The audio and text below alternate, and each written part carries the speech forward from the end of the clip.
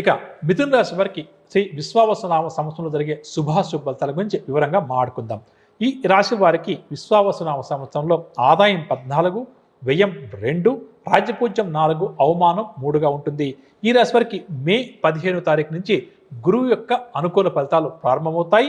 శని, రాహుకేతువులు మిశ్రమ ఫలితాలు ఈ సంవత్సరం వీరికి అందిస్తారని చెప్పవచ్చు. ఆదాయంతో పాటుగా సమాజంలో గౌరవము, కీర్తి కూడా వీరికి పెరుగుతుంది. మరోవైపు ఖర్చులు కూడా అధికంగా ఉంటాయి. ఖర్చులను కూడా అధిగమించాల్సి వస్తుంది. బంధువర్గం వారు కొన్ని సందర్భాల్లో సాయం అందిస్తారు. కొన్ని సందర్భాల్లో బంధువుల నుంచి తీవ్రమైన ఒత్తిడి కూడా ఈ రాశి వారికి ఈ సంవత్సరం ఉంటుంది. అదేవిధంగా పరిచయాలు బాగా కూడా ఈ సంవత్సరం పెరుగుతాయి. కుటుంబ సభ్యుల కంటే స్నేహితుల యొక్క సహాయ సహకారాలే ఈ సంవత్సరం వీరికి ఎక్కువగా ఉంటుంది.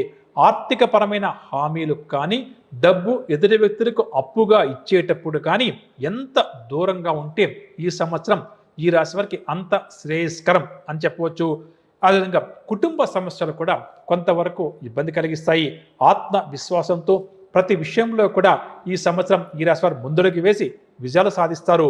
ఆరోగ్యపరమైన సమస్యలు సైతం చికాకుపరుస్తాయి. ముఖ్యంగా మిథున రాశి వారు ఈ సంవత్సరం నరాలు, చర్మ సంబంధిత బారిన పడి ఇబ్బంది పడే అవకాశం ఉంది. కాబట్టి కాస్త జాగ్రత్త వహించడం మంచిది. జీవిత భాగస్వామి నుంచి ఎంతో కొంత ధనం కానీ, ఆస్తి కానీ లభించే అవకాశం ఉంది. లేక జీవిత భాగస్వామి ఉద్యోగం కోసం ఎవరైతే ప్రయత్నిస్తారో అదేవిధంగా జీవిత భాగస్వామి యొక్క ఉద్యోగం కోసం చేసిన ప్రయత్నాలు కూడా ఫలిస్తాయి అని చెప్పవచ్చు. వారసత్వ ఆస్తి కూడా చేతికందక ఇబ్బంది పడుతున్న వరకే అది కూడా చేతికందే అవకాశం ఉంది. గృహ నిర్మాణ ప్రయత్నాలు ఈ సంవత్సరం ప్రథమార్థంలో ఈ రాశి వారు పూర్తి చేస్తారు. వివాహాది శుభకార్యాలతో హడావిడిగా గడుపుతారు. తరచూ తీర్థయాత్రలు, దైవ దర్శనాలు కూడా చేస్తారని చెప్పవచ్చు. వ్యాపారవేత్తలకు ఈ సంవత్సరం మంచి లాభాలతో పాటుగా అప్పుడప్పుడు వ్యాపార జీవితం ఆటుపోట్ల మధ్య సాగే అవకాశం ఉంది. అంటే ఉన్నట్టుండి వ్యాపారం పడిపోవడం కానీ, మళ్ళీ పెద్ద మొత్తంలో లాభాలు రావడం కానీ, నష్టాలు రావడం కానీ జరిగే అవకాశం ఉంది. మొత్తం మీద లాభాలు మాత్రం సంవత్సరం చివరి లోపల చేతికంతాయని చెప్పవచ్చు. ఉద్యోగస్తుల విషయానికి వస్తే గత కొంతకాలంగా పని భారంతో ఎవరైతే ఇబ్బంది పడుతున్నారో అటువంటి వారికి పని భారం తగ్గుతుంది. దీనివల్ల కాస్త ఊపిరి పీల్చుకుంటారు. ఈ సంవత్సరం ద్వితీయార్థం అంటే సెకండ్ హాఫ్లో పదోన్నతులు లభించే అవకాశం కూడా ఉద్యోగస్తులకు అధికంగా ఉంది. పారిశ్రామిక రంగం వారు తరచూ విదేశీ పర్యటన చేయాల్సి వస్తుంది.